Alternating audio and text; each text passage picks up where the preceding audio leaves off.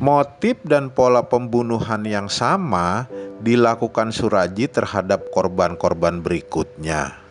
Korban kedua Suraji bernama Yusniar alias Niar yang dibunuh pada sekitar Maret tahun 1987.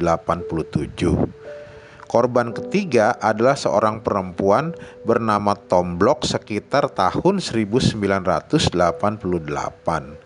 Lalu korban selanjutnya ada diantaranya adalah Rusmini alias Popi sekitar bulan Agustus tahun 1989.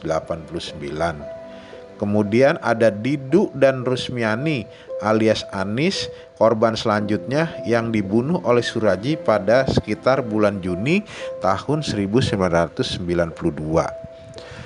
Kemudian ada Sulianti alias Yanti dibunuh oleh Suraji sekitar bulan Juni tahun 1992 pula. Ada juga Irdayanti yaitu tanggal 28 Oktober tahun 1992, kemudian Sadiem 17 Desember 1992 dan Kunyil sekitar bulan Januari tahun 1993. Seluruhnya diketahui ada 42 perempuan yang telah dibunuh secara keji oleh Suraji. Korban terakhir Suraji bernama Sri Kemala Dewi yang dibunuh pada tanggal 23 April tahun 1997.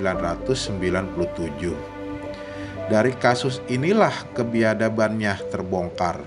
4 hari setelah pembunuhan, warga Dusun Aman Damai dibuat geger ketika seorang pemuda menemukan mayat tanpa busana di ladang tebu. Mereka terkejut, ternyata mayat itu adalah Dewi yang dikabarkan menghilang 3 hari sebelumnya. Polsek Sunggal pun menurunkan tim untuk menyelidikinya. Awalnya polisi mencurigai Tumin, mantan suami Dewi, karena keduanya sering bertengkar. Tapi polisi tak cukup banyak bukti. Pada suatu kesempatan, polisi mendapatkan secercah petunjuk baru.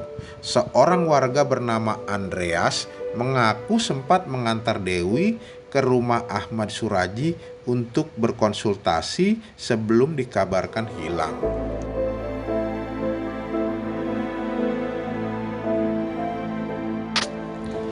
Polisi kemudian mendatangi rumah Suraji. Pria itu mengaku Dewi memang pernah datang ke rumahnya. Namun selepas maghrib, Dewi pulang ke rumahnya sendiri. Karena tak cukup bukti, polisi menghentikan penyidikan. Polisi mendalami sejumlah laporan orang hilang dalam beberapa tahun terakhir. Ternyata dari sekian banyak orang yang dilaporkan hilang itu, terdapat 1 benang merah. Kebanyakan dari mereka merupakan pasiennya Ahmad Suraji. Polisi pun lalu menggeledah rumah Ahmad Suraji. Di sana ditemukan sejumlah pakaian dan perhiasan perempuan. Salah satunya milik Dewi. Suraji beserta ketiga istrinya pun ditangkap, yaitu Tumini, Tuminah, dan Ngatiyah. Lewat proses interogasi yang panjang, akhirnya muncul pengakuan dari mulut Suraji.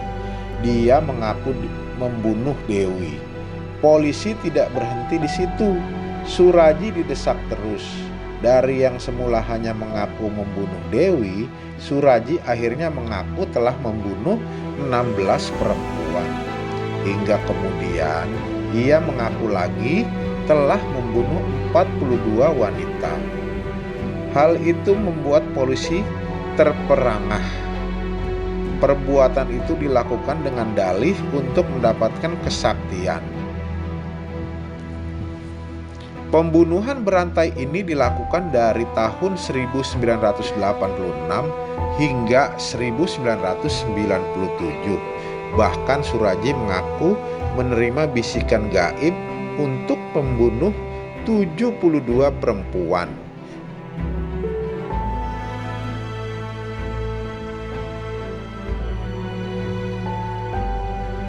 Istri tertua Suraji, yakni Tumini, ikut membantu perbuatan suaminya.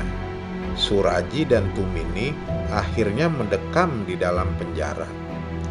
Kisah Suraji dan korban-korbannya itu ditulis dalam buku The Bastard Legacy, warisan legendaris para berdebah, karya Jonathan pada tahun 2015. Suraji disidangkan di Pengadilan Negeri Lubuk Pakam, Sumatera Utara pada tanggal 22 Desember tahun 1997. Masyarakat berbondong-bondong menonton jalannya sidang. Saking banyaknya pengunjung, pihak Pemda Deli Serdang menyiapkan tenda besar serta 4 televisi monitor bagi pengunjung yang tak kebagian tempat duduk di ruang sidang.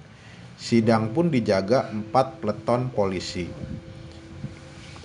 Dalam persidangan, Suraji menolak laporan berita acara pemeriksaan polisi. Dia membantah tudingan telah membunuh 42 wanita. Pengakuan bahwa dirinya telah membunuh 42 wanita disebabkan oleh paksaan selama proses interogasi. Tumini yang bersekutu dengan Suraji pun membantahnya. Semua tuduhan jaksa dianggap sebagai kebohongan besar. Persidangan pun berlangsung alot dan dilakukan maraton. Hakim berkeyakinan lain. Hakim yang diketuai Haogaoro Harepa menjatuhkan putusan pada 27 April tahun 1998 dan menghukum Suraji dengan hukuman mati. Putusan hakim di tingkat banding dan kasasi tidak mengubah hukuman mati dukun Suraji. Sementara itu, Tumini divonis penjara seumur hidup. Suraji dan Tumini dijebloskan ke Lembaga Pemasyarakatan Kelas 1 Tanjung Gusta, Medan. Suraji mengajukan permohonan gerasi kepada Presiden Megawati Soekarno Putri pada Agustus 2004.